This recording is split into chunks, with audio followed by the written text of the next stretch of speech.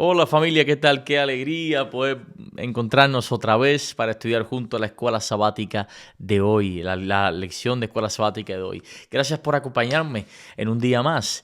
Si este contenido te está haciendo beneficio, está fortaleciendo tu vida espiritual, te está ayudando a crecer en la gracia y el conocimiento de nuestro Señor Jesucristo, bueno, pues te invito, no pierdas tiempo a suscribirte a nuestro canal, dejar tu like, dejar tu manito arriba, me gusta, compartir con otros este material para que sirva de beneficio para muchos, de manera que el mensaje del Evangelio pueda llegar por este medio a muchas personas más. Hoy estudiaremos un tema fascinante titulada la lección de hoy, Poder para quienes están siendo salvados, correspondiente al martes 7 de julio.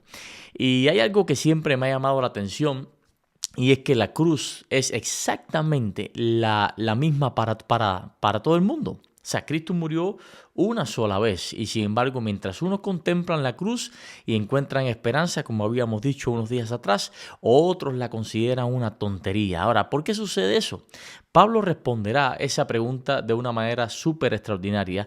Así que comencemos, pero antes vamos a hacer una oración. Vamos a hablar con Dios por medio de la oración. Amante Rey que estás en el cielo, gracias por este momento que hemos apartado, hemos destinado para meditar, para sumergirnos en las Santas Escrituras por medio de la herramienta de la lección de esta semana. Llénanos, ilumínanos y permite, Señor, que nuestras mentes estén enfocadas en lo que quieres decirnos. En el nombre de Jesús, amén y amén. Bueno, pues antes comencemos por leer qué dice el autor en el primer párrafo. Vamos a leer ahí. El sentido de Primera de Corintios 1:18 es demasiado claro como para no percibirlo. A saber que el mensaje de la cruz depende de cómo se mire, es una locura para quienes se rebelan contra Dios, pero es poder para quienes anhelan su salvación. Mira qué interesante, Pablo divide a toda la humanidad en solamente dos grupos. No entre ricos y pobres, no entre judíos y gentiles, no entre creyentes y ateos, sino entre los que se están perdiendo y los que están siendo salvos. Y eso es sumamente interesante porque en el idioma original, Pablo utiliza verbos en tiempo presente. O sea, no dice simplemente los perdidos y los salvados, no. Literalmente dice los que están pereciendo y los que están siendo salvos. O sea, un presente continuo, los que están pereciendo continuamente y el presente continuo, los que están siendo salvos. Y eso nos recuerda que cada ser humano avanza diariamente hacia uno de estos dos puntos, hacia uno de estos dos destinos. Pero aquí aparece algo aún más sorprendente, y es que el mismo mensaje produce dos reacciones completamente opuestas, completamente distintas. Para uno es locura, dice Pablo, mientras que para otros es poder de Dios. Ahora, ¿por qué? Precisamente porque la cruz confronta el orgullo humano. La cruz le dice al ser humano algo que muchos no quieren aceptar, y es que no puedes salvarte por ti mismo, muchacho. Y eso hiere, aunque no lo entendamos, eso hiere el orgullo humano. Hay un dato histórico que quiero compartir con ustedes, y es que cuando Pablo escribió esta carta, Corinto era una de las ciudades más importantes del Imperio Romano de la época. Era una ciudad rica, una ciudad cosmopolita, muy famosa por sus escuelas de filosofía, de manera que los griegos admiraban a los grandes oradores, competían por ver quién hablaba mejor. Y ahora imagina a Pablo llegando allí como todo un orador estelar, diciendo simplemente el Salvador del mundo fue un hombre ejecutado en una cruz. Aquello sonaba totalmente absurdo. Para un romano la cruz era un símbolo de vergüenza, lo habíamos dicho unos días atrás. Era una maldición para un judío, porque Deuteronomio dice que maldito es el hombre que sea colgado en un madero. Y sin embargo, Dios escogió precisamente aquello que el mundo despreciara o despreciaba para salvar precisamente al mundo. Qué diferente piensa Dios, ¿cierto? Isaías ya lo había dicho en su libro cuando dice: mis pensamientos no son vuestros pensamientos. Ahora la lección nos lleva a una pregunta muy importante. Y la pregunta consiste en ¿qué consiguió realmente Jesús en esa cruz?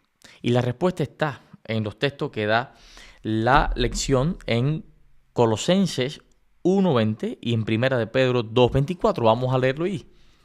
Y dice ahí el apóstol: y por medio de él reconciliar consigo todas las cosas, así lo que está en la tierra como lo que está en los cielos, haciendo la paz mediante la sangre de la cruz. Esto es un súper texto. Vamos a ver lo que dice también segunda carta de Pedro, capítulo 2, verso 24. Lo tengo aquí señaladito. Dice: él mismo llevó nuestros pecados en su cuerpo sobre el madero, para que nosotros podamos morir a los pecados y vivir a la justicia, porque por sus heridas ustedes fueron sanados. Eso habla mucho. Estos dos versículos dicen mucho porque precisamente resumen el Evangelio. Estos dos versículos resumen el Evangelio. Colosenses dice que Cristo hizo la paz mediante la sangre de la cruz. Y aquí vale la pena aclarar algo, amigo. Muchas personas imaginan que Jesús tuvo que convencer a un padre enojado para que nos amara, un padre molesto para que permitiera que él fuera a pagar la deuda, pero la Biblia enseña exactamente lo contrario. Fue el Padre quien tomó la iniciativa de salvar al mundo. Lo vemos en Juan capítulo 3, verso 16, cuando comienza diciendo: porque de tal manera amó Dios al mundo, de magnánima manera amó Dios al mundo. La cruz no cambió el amor de Dios. La cruz demostró el amor que Dios ya tenía hacia el mundo. Ahora observemos la primera carta de Pedro. Ahí Pedro dice que Jesús llevó nuestros pecados sobre el madero. Mira, los primeros cristianos entendían perfectamente esa expresión porque conocían el santuario del Antiguo Testamento. Por eso es importante que es estudiar la Biblia de manera general, comparando textos, o sea, usando textos comparativos para comprenderla mejor. Y ellos conocían perfectamente el santuario del Antiguo Testamento. Cuando un israelita pecaba, lo primero que hacía era colocar sus manos sobre el animal del sacrificio. Simbólicamente, entonces la culpa era transferida. Y todo aquello apuntaba ¿hacia quién? Hacia Cristo. Porque Jesús cargó nuestra culpa para que nosotros pudiéramos recibir su justicia. Y eso a los teólogos lo llaman la sustitución, la muerte sustitutoria. Él murió para que yo no muriera, esa muerte. Él ocupó nuestro lugar. Entonces nosotros de esa manera recibimos lo suyo. No existe demostración de amor más grande que esta. Por eso dice la Biblia: no hay amor más grande que este, que uno ponga su vida por sus amigos. Y eso fue precisamente lo que hizo Jesús por nosotros.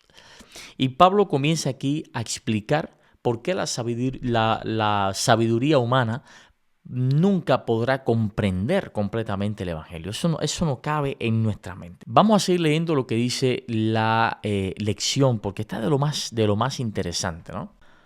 Como hemos visto, al predicar el Evangelio, es necesario evitar sabiduría de palabras, o sea, hacerlo más sencillo. Muchas veces nosotros lo complicamos más, para no anular la eficacia de la cruz de Cristo. Según 1 Corintios 1:17, a la luz de este texto resulta más sencillo comprender por qué lo contrario de la necedad es el poder de Dios y no la sabiduría humana. Eso está poderoso. Para nuestra humanidad, lo contrario de necedad, o lo contrario de necedad es sabiduría, pero para la matemática divina, lo contrario de necedad es Dios. Es el poder de Dios, no es la sabiduría humana. La cruz, que es tan contraria a la sabiduría humana, revela cuán necia es realmente a la sabiduría humana. El texto griego de primera carta a los Corintios, capítulo 1, verso 18, sugiere que los que se pierden están simplemente cosechando las consecuencias de sus acciones y puede, pues, ser parafraseado de la siguiente manera: porque el mensaje de la cruz es una locura para los que se destruyen a sí mismos. Fíjate, dice que aquí cosechan lo que sembraron. Y como dice la Biblia, Dios no puede ser burlado. Todo lo que el hombre sembrare, eso recogerá. El verbo griego apoyimi o apólimi, que significa aparecer, significa también destruir. En Juan 10:10, de hecho, apólimi es así traducido también en 1 Corintios 1, 19. Pablo proporciona una base bíblica para su afirmación acerca de la predicación de estas personas, citando en el verso 19 las palabras de Jesús en Isaías 29:14, según las cuales el Señor mismo es quien está detrás de la destrucción, lo que parece contradecir el orgullo autodestructivo mencionado justo antes. Sin embargo, no hay contradicción. La idea es que Dios destruirá lo que ya se está destruyendo a sí mismo desde el principio. Aquí encontramos un detalle del idioma griego que normalmente pasa desapercibido, porque al traducirse la Biblia, las cartas del idioma original a varios idiomas, se pierde mucho. Y dice aquí que la palabra traducida como parecer es apólimi, pero ese verbo también significa destruirse. O sea, Pablo presenta la perdición como un proceso, no como un acto así, rápido, un acto definitivo así, o definido de manera rápida, no, sino como un proceso de perdición. De manera que no es que Dios disfrute destruyendo personas, no, el pecador, al rechazar continuamente la gracia, bueno, pues termina destruyéndose a sí mismo. Y eso armoniza perfectamente con toda la Biblia. El pecado siempre destruye, siempre. Mira, destruyó a Sodoma y a Gomorra y a las ciudades vecinas. Destruyó a Sansón, destruyó a Saúl, destruyó a Judas. No fue Dios quien sembró el pecado en ellos, no, ellos fueron cosechando las consecuencias de sus decisiones. Entonces, ¿por qué Isaías dice que Dios destruirá la sabiduría de los sabios? Eso está interesante, porque Dios finalmente pondrá fin a todo aquello que ya conduce a la muerte. Es parecido, por ejemplo, a un médico, parecido a un médico que amputa un miembro gangrenado para salvar al cuerpo entero. La amputación es dura, pero el propósito es salvar una vida. Y asimismo, del mismo modo, actúa Dios con el pecado. No porque ama destruir, sino porque ama salvar. Y de esta manera llegamos al último pensamiento de esta página, y es, a mi modo de verlo, uno de los más hermosos que podemos encontrar en la lección de hoy. Vamos a leer acá lo que sigue diciendo el autor de la lección. En contraste con los que se están destruyendo a sí mismos, la expresión los que están siendo salvados indica que la salvación solo proviene de Dios. Y Pablo está diciendo que estamos siendo salvados, es decir, no nos estamos salvando a nosotros mismos. Por supuesto, no podemos hacerlo. Nuestra salvación tiene una fuente externa, mientras que la destrucción es autoinfligida. La salvación solo puede ser concedida como un regalo de gracia a los pecadores. Como queda claro en primera carta a los Corintios capítulo 1, verso 21, Dios es quien salva a quienes creen. En este sentido, la necedad es el acto de rechazar lo que Dios ha ofrecido a la humanidad a través de la cruz de Cristo, según 1 Corintios capítulo 1, verso 30, y provocar así la propia destrucción. Eso nos recuerda algo muy importante, y es que la salvación tiene 3 dimensiones. Oye esto, la salvación tiene 3 dimensiones. Primero, fuimos salvados cuando aceptamos a Cristo. Estamos siendo salvados cada día mientras el Espíritu Santo transforma nuestro carácter, y seremos salvados cuando Cristo regrese y recibamos un cuerpo glorificado. ¿Te diste cuenta? Familia, la vida cristiana no consiste solamente en una decisión tomada hace 3 años, hace 6 meses, hace 20, no. Consiste en caminar diariamente con Jesús. Por eso Pablo afirma que nuestra salvación proviene completamente de Dios. No nos salvamos nosotros mismos.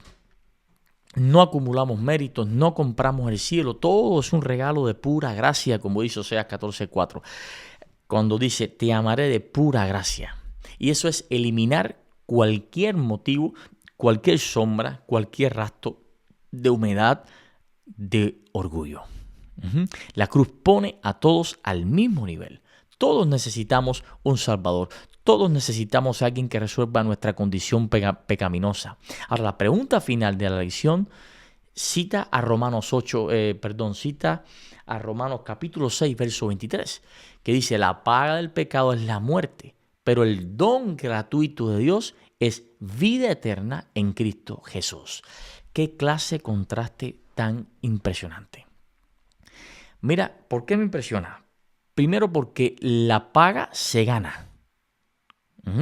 Cuando te paga es porque te lo ganaste, pero el regalo se recibe. La muerte es el salario por el pecado. Ahora, la vida eterna es el regalo de Dios por aceptar a Jesucristo. Hoy la cruz sigue siendo y sigue produciendo dos respuestas. Algunos continúan viéndola como una locura, pero quienes hayan experimentado el perdón saben que allí, o sabemos que allí, en aquel madero levantado hace casi 2000 años, no hubo derrota. Hubo la mayor victoria de toda la historia.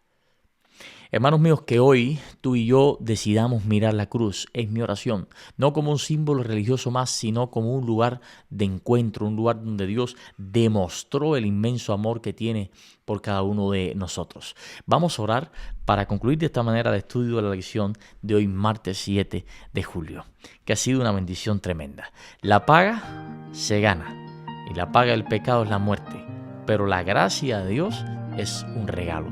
Y esa gracia se nos fue dada a nosotros desde el día en que recibimos a nuestro Señor Jesús como nuestro Salvador personal. Santo Rey, gracias por tu amor, gracias por tu gracia, gracias por tu misericordia, por el perdón que nos diste en la cruz del Calvario por medio de Jesús. Te alabamos y te glorificamos. Bendice a la persona que me está viendo en este momento, bendice este estudio, llénanos de tu presencia, de tu unción y de tu victoria. Danos un día hermoso, lleno de tu compañía. Lo pedimos en el nombre de Jesús. Amén y amén. Que Dios te bendiga. Nos vemos mañana para continuar estudiando juntos la Escuela Sabática.